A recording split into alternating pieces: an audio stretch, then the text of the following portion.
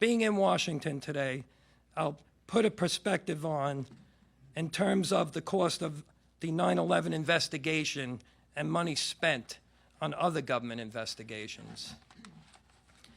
The Mueller investigation cost about $25 million.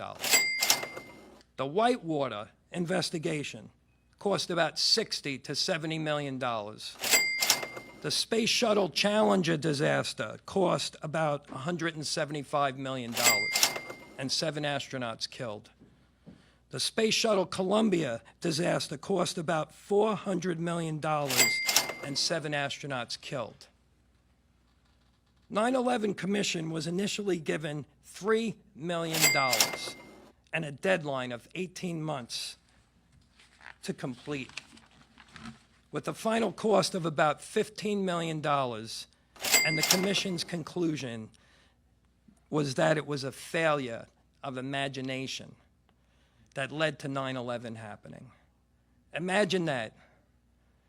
The worst act of terrorism in the history of our country, which claimed almost 3,000 innocent lives and which dramatically altered the course of our nation and the world, and it had an imposed deadline of just 18 months, which was extended by 2 months, and it had an initial budget of just $3 million.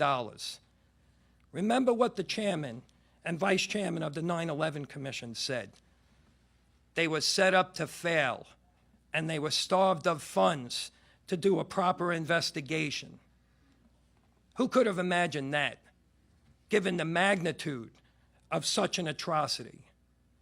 So there are all kinds of reasons. We thought we were set up to fail. We got started late. We had a very short time frame. Indeed, we had to get it extended. We did not have enough money. They were afraid we were going to hang somebody. I demand to know, as should everyone, especially the media, why important testimony made that day from over 150 police, firefighters, and first responders regarding explosions wasn't included in the Commission report, nor investigated further. Why didn't the FBI or NIST examine the wreckage for explosives?